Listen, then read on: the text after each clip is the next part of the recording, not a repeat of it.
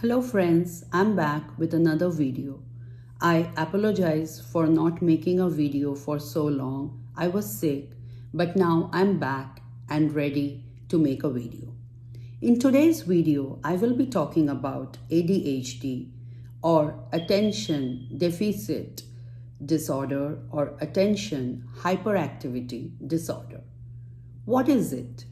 It is a neurodevelopmental disorder characterized by persistent patterns or inattention or hyperactivity that interfere with functioning and development. It is usually diagnosed in childhood and can continue up to adulthood. Some of the symptoms of ADHD. Now, ADHD is categorized into two parts. One is the inattentive one, and the other is the hyperactivity impulsivity. For the inattentive one, some of the symptoms noticed are difficulty sustaining attention in tasks or play activities, so they will have difficulty in being attentive. Frequent careless mistakes in schoolwork or homework, seems not to listen when spoken to, so often misunderstood that either they are disrespecting or they are just being rude or just being playful, not paying attention. They fail to follow on instruction and fails to finish schoolwork, chores, or workplace duties. Difficulty organizing tasks and activity. This is one of the few main struggles, like the organization skills. Avoid or dislikes tasks that requires sustained mental effort. Often loses things necessary for task and activities. This is another one, like losing of things, forgetfulness in daily activities, easily distracted by any external stimuli. It can be a sound, it can be a car going, or just, something like any external stimuli can just make them lose their attention.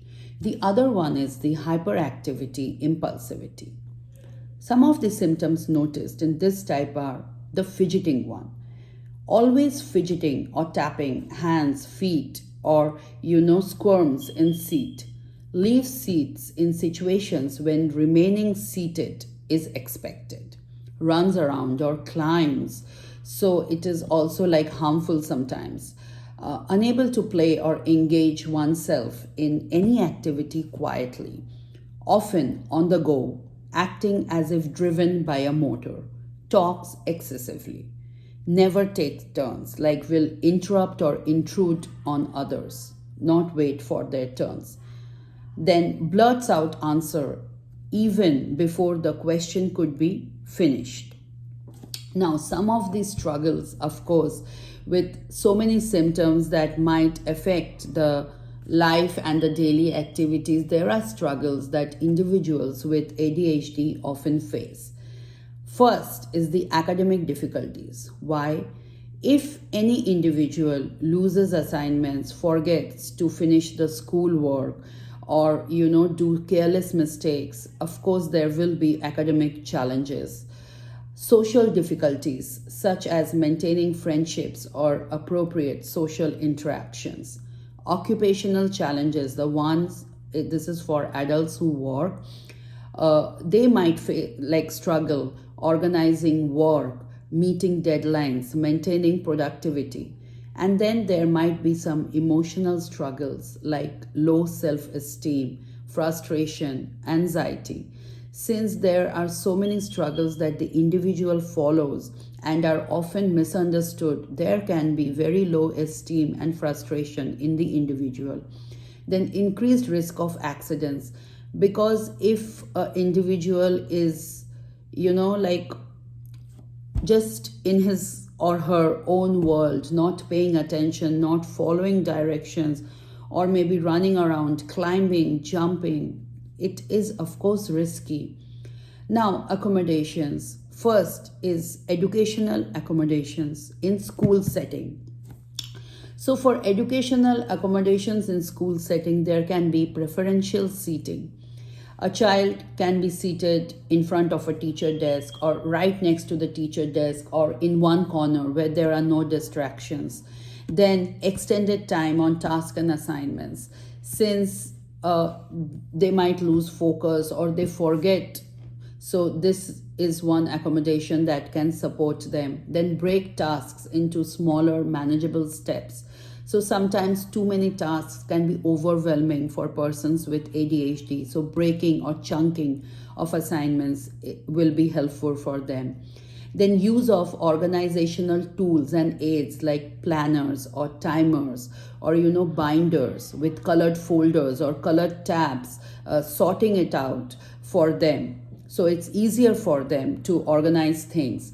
Then providing written instructions. If the teachers is giving any verbal instruction, it is always advisable for the teacher to ask the student to write it down, and it is also advisable for the parents to get the student in the habit of writing things down.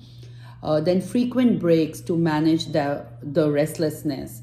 Use of technology to assist with reading and writing if a student is facing difficulty with that. So now in school, in my ISD where I work, kids who only have ADHD, they do not qualify for special education.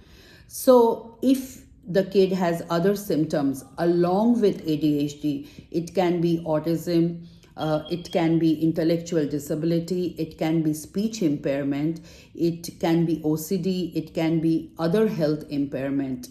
When it's along with ADHD, the child qualifies for special ed. But if any child has only ADHD with no other disability, then the child does not qualify for special ed. But still, the child will get support from the ISD and from the school. So there is a plan which in my ISD is called 504 plan. So in this plan, what happens, the counselors, there will be one counselor that is mostly responsible for your child. The counselors work on this, and then all the teachers will know. And the accommodations that will be decided during the hour, you still need to go to an hour. During the hour, the accommodations that will be decided will be provided to your child to support your child, not to be penalized, so this is it, like for my ISD. And then for workplace, there are accommodations like flexible work hours and breaks, quiet workplaces or noise cancellation headphones, clear concise instructions, like very clear and concise instructions, regular checkings or follow-ups with the supervisors, task management tools and softwares, and opportunities for physical activity or movement throughout the day. So these are some of the accommodations that can be provided in the workplace. Now, treatment. To treat ADHD, it involves a combination of treatment like the behavioral therapies, medications, and lifestyle changes. If the ADHD is not, interfering with a person's life to the extent that the person is like really sick or facing some serious challenges, medication is not recommended. But then again, your doctor is the best one to suggest like what is needed for your child. So some of the behavioral therapies are CBT, that is cognitive behavioral therapy. It addresses the negative thought patterns and behaviors. Then behavioral interventions that focuses on the positive behaviors, reducing the problematic behaviors. Then parent training and education. Now, your child has ADHD or is in special ed or getting any kind of support from the ISD or school, you should always request a parent training so that you can replicate the same structure at home and your child can get the same support at home for your child to, progress faster. Then social skills training to improve interpersonal interactions. So these are the things. Then of course there are medications. Some medications are stimulant, some are non-stimulant, that your doctor is the best one to advise you. And then there are certain lifestyle changes that might help people with ADHD. First is regular physical activity to improve concentration and reduce hyperactivity. Any kind of physical activity. It can be playing soccer, basketball, or volleyball, or playing tennis, or swimming, or taekwondo, or just running on the track, or biking. Any kind of physical activity that your child likes, you can put your child in that. Then balanced diet with adequate nutrition to support the overall health and the brain function. Then consistent sleep routine. Sleep is very important for all of us, but especially for ADHD kids or persons. Consistent sleep routine, to ensure sufficient rest and reduce the symptoms is very important. Then mindfulness practices like yoga or deep breathing, or just listening to music, something that would relax their mind and body and would teach them the techniques to reduce stress and improve focus. These lifestyle changes, if we implement along with the behavioral therapies and medications wherever it is needed, it can improve the quality of life for individuals with ADHD. So this is it for today's video. Please like if you like my video, and don't forget to subscribe to my channel. I'll see you again. Bye.